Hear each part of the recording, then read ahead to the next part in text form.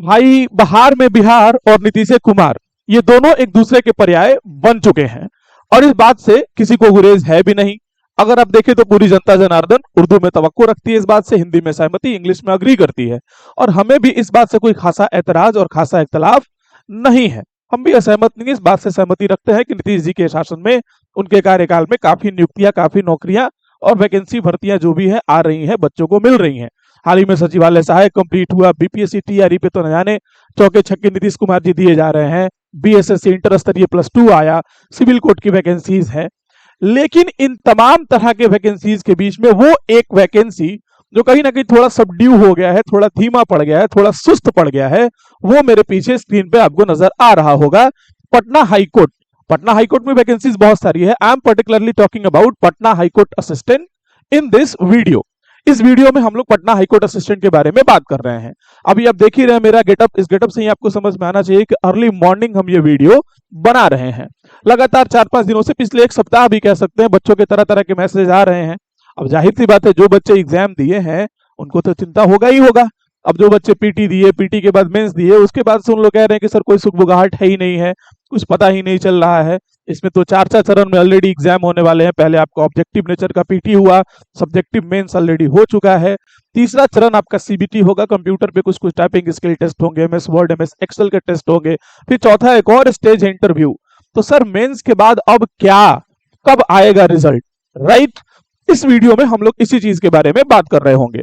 तो वही मेरे को लगा, अभी सुबह हम जब रनिंग कर रहे थे, जॉगिंग कर रहे थे, दौड़ते दौड़ते मेरे को मन में ख्याल है कि चलो अभी स्टूडियो चलते हैं यार और एक वीडियो बनाते हैं। बच्चे लगातार जब रिक्वेस्ट कर रहे हैं कि सर प्लीज कुछ कहिए, कुछ तो कुछ मालूम चले, कुछ अपडेट चले, तो शायद आपका ये वीडियो अगर लोगों तक पहुंचे तो लोग मैक्सिमम शेयर करें अपने एंड से, तो सरकार तक या जो भी सरकार, कोर्ट, जिसके भी अंडर में आता है भाई, वो बात पहुंचे, कुछ अपडेट ही कर दो यार साइड पे। अब बच्चे परेशान है कि अपना स्किल टेस्ट का प्रिपरेशन कहां तक करें, कैसे करें, कितने लोगों का रिजल्ट है नहीं है, कुछ पता ही नहीं चल रहा है, राइट? अगर आप एक बार इसमें थोड़ा सा दिमाग में, वैकेंसीज तमाम तरह की आ रही हैं, हर तरह की वैकेंसीज भर भर के आ रही हैं, सबका लगातार ज्वाइनिंग भी हो रहा है। आप देख रहे हैं बिहार दरोगा भी अभी आ चुका है, तमाम तरह की वैकेंसीज है, सबके बारे में अपडेट्स हैं। बट इसके बारे में कोई अपडेट्स नहीं है जो लगातार पल पल मिलना चाहिए। अगर आप इसका ऑफिशियल नोटिफिकेशन भी देखेंगे, एक तो ऑफिशियल नोटिफिकेशन से पहले 9 मंथ हो चुके हैं भाई। फरवरी मार्च में आपकी ऑलरेडी वैकेंसी आई हुई थी, अगर आप उस समय से जोड़ेंगे तो लगभग 9 मंथ हो चुके हैं। टोटल पद 550, ये आपको पता है पहले से, लेकिन आगे क्या? 9 मंथ्स हो चुके हैं, 550 पद पे आपने रिक्तियां निकाल दी, ग्रुप बी का पोस्ट है, अच्छी खासी सैलरी है। काफी बच्चे बिहार के जितने भी ऑलरेडी जो जॉब में थे, जॉब में नहीं है, सबने इसको अप्लाई किया, सबकी निगाहें इस पे टिकी हुई हैं, क्योंकि मेंस को ही लोग ज्यादा इंपॉर्टेंस दे रहे हैं और वही इंपॉर्टेंट है भी। क्योंकि आपको ये पता है कि इंटरव्यू सिर्फ 10 मार्क का है और स्किल टेस्ट में आपको केवल क्वालिफाइंग इन नेचर है, आपको बस थोड़ा बहुत जानकारी होना चाहिए, एमएस वर्ड का, थोड़ा बहुत टाइपिंग का, एमएस एक्सेल का बेसिक्स, उसके अलावा कुछ कुछ इंटरनेट संबंधी जानकारियां आपको पता होनी चाहिए। लेकिन पीटी से लेकर के पीटी के रिजल्ट, फॉर्म फिलअप, मेंस तक टोटल 9 मंथ्स हो चुके हैं और इसके बाद भी अभी 2 चरण की तैयारियां, 2 चरण आपका अभी भी बाकी है, स्किल टेस्ट और इंटरव्यू। तो वो कब, आखिर कितना भाई? 9 मंथ तो आपने ऑलरेडी लगा दिया इसी में। अगर आप इनका ऑफिशियल नोटिफिकेशन स्टार्टिंग में तलाशेंगे तो शुरू में अगर आपको ये नजर आ रहा हो तो बस इतना ही अपडेट था हमारे पास। इन्होंने बस बताया था कि कब से फॉर्म फिलअप होगा, कब आखिरी डेट होगा, आखिरी टाइम पे आप देखो ना, इंडिविजुअली अगर आप चाहो तो यहाँ पे भी देख सकते हो, पटना हाईकोर्ट असिस्टेंट 2023 एक नजर, कि अब तक पटना हाईकोर्ट असिस्टेंट से जुड़ी हुई चीजें क्या क्या हुई, अब तक क्या हुआ भाई। सबसे पहले तो आप यही देख रहे हैं कि नोटिफिकेशन कब आउट हुआ था हमारा, 6 फरवरी को ये नोटिफिकेशन आउट हो रखा था 2023 इसी साल में, जब हम वीडियो बना रहे हैं आपका, राइट? नोटिफिकेशन आउट होने के साथ ही सेम डेट से रजिस्ट्रेशन भी आपका शुरू हो गया। यहां तक तो कोर्ट काफी फास्ट देखी, सेम डे नोटिफिकेशन, और सेम डे लगभग 2-3 दिन पहले, हालांकि मार्केट में बातें आ गई थी न्यूज़पेपर के माध्यम से, अलग अलग चैनलों के माध्यम से, 3-4 तारीख के आसपास ही, लेकिन ऑफिशियल नोटिफिकेशन 6 फरवरी को रिलीज हुआ और 6 फरवरी से ही आपका रजिस्ट्रेशन भी होना शुरू हो गया। चलो भाई, बच्चों ने वो भी कर दिया। आखिरी डेट आपने उसी दिन बता दिया था जिस दिन नोटिफिकेशन रिलीज हुआ, ये सब दिया हुआ था कि 7 मार्च तक आपको आखिरी डेट मिलेगा फॉर्म फिलअप करने का। बच्चों ने किया भी और ऑनलाइन पेमेंट करने का 2 दिन एक्स्ट्रा आपको वक्त दिया गया था, 9 मार्च तक का वक्त आपको दिया गया था। ये सब स्टार्टिंग में मेंशन भी था और टेंटेटिव डेट भी था आपका। एडमिट कार्ड जो आपका आउट हुआ था 21 अप्रैल 2023। हालांकि एडमिट कार्ड आउट होने से पहले अगर आप हाईकोर्ट के ऑफिशियल वेबसाइट पे जाएंगे तो ऑलरेडी एक नोटिफिकेशन आ चुका था एग्जाम को लेकर के कि एग्जाम जो है 30 अप्रैल को टेंटेटिव है, संभावित है, होगा। वो पहले आया था नोटिफिकेशन। उसके बाद आपका एडमिट कार्ड वाला 21 तारीख को एडमिट कार्ड डाउनलोड होने वाली चीजें आ गई थी। इससे पहले आया था एग्जाम कब होगा वो, और अल्टीमेटली एग्जाम वाला बात बता दिया था कि 30 अप्रैल को होगा। यहां तक का इंफॉर्मेशन ऑलरेडी नोटिफिकेशन जब रिलीज हुआ था ये सब दिया हुआ था, और यहां तक नोटिफिकेशन के हिसाब से चीजें हुई। बच्चे भर भर के काफी संख्या में पार्टिसिपेट किए, उन्होंने एग्जाम दिए भी। 100 क्वेश्चन थे, ऑब्जेक्टिव इन नेचर थे, कोई नेगेटिव था नहीं, ठीक ठाक प्रश्न थे मिला जुला के। ग्रुप बी पोस्ट के हिसाब से कभी कुछ लोगों ने बोला कि भाई लेवल आसान भी था, कुछ लोगों ने बोला डिफिकल्ट था, कुछ लोगों ने बोला मीडियम था। हालांकि अगर आप मेरे से बात करें, हम जिस तरह से पेपर के थ्रू गो थ्रू होकर के गए, तो मेरे को मीडियम लगता है कि लेवल ठीक ठाक था, अच्छा लेवल था, ठीक। यहां तक तो सब ठीक है। इसके बाद आपने क्या किया भाई, notice regarding answer change booklet सी।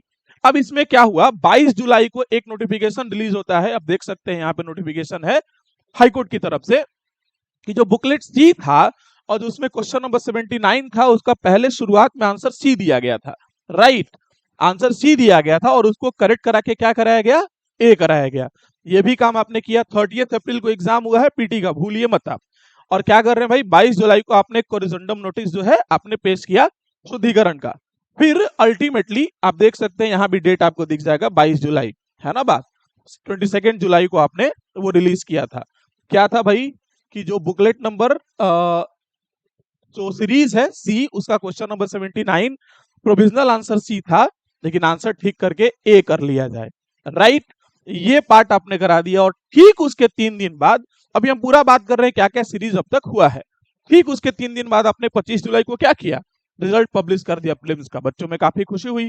30 अप्रैल को आपने एग्जाम लिया और मिला जुला करके पूरा मई, पूरा जून और 20-25 जुलाई को ला रहे हैं, मतलब पूरा जुलाई, लगभग 3 महीने बाद आपने पीटी का रिजल्ट दे दिया।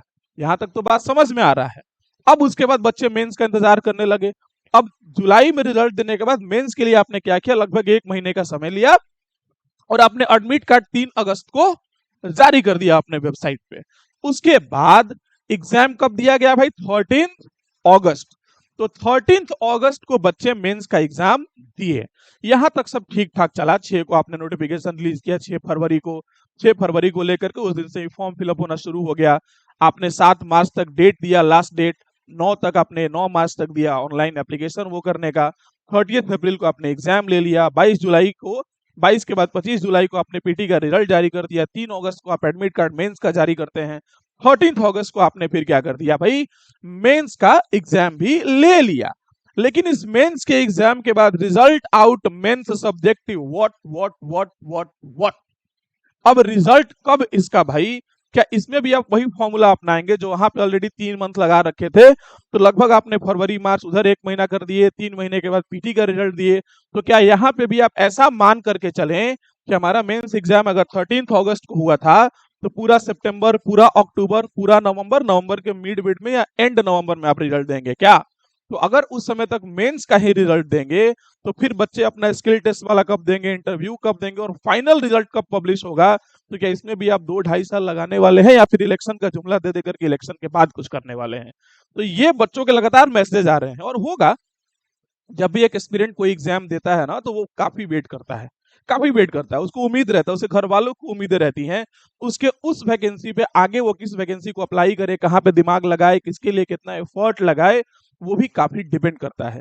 बीपीएससी की वैकेंसी लगातार बैक टू बैक आप दे रहे हैं, सब कुछ होते चला जा रहा है। टीचर का वैकेंसी तो आपने बाढ़ ही ला दिया है और मेरे को लगता है कि इस बाढ़ में ही कहीं ना कहीं पटना हाईकोर्ट असिस्टेंट की जो वैकेंसी है ये बह गई है। और जब ये वैकेंसी अब बह गई है तो सवाल अब ये उठता है भाई कि आखिर किसकी जवाबदेही बनती है कि इसके बारे में अपडेट कौन देगा? क्या वो अपडेट हमारी बिहार सरकार दे रही होगी या फिर हमारे जो पटना हाईकोर्ट है वो इसके बारे में कोई अपडेट दे रहा होगा? तो अपडेट जिसको भी देना, कुछ तो अपडेट दीजिए ताकि बच्चे उसके हिसाब से अपना माइंड मेकअप करके प्रिपरेशन कर सके। दरोगा की वैकेंसी अभी तुरंत आई हुई है 1275 या ऐसा कुछ है, तो बच्चे उसमें लगे हुए हैं, तो भाई उसमें भी किसी को प्रिपरेशन करना है। बीपीएससी का तुरंत अभी आपने फाइनल सिलेक्शन और पीटी का रिजल्ट दिया, बच्चे उसमें भी दिमाग लगा रहे हैं, इधर भी बच्चे फंसे हुए। तो आप डोलड्रम में क्यों रख रहे हैं, असमंजस की स्थिति में बच्चों को क्यों डाल रहे हैं?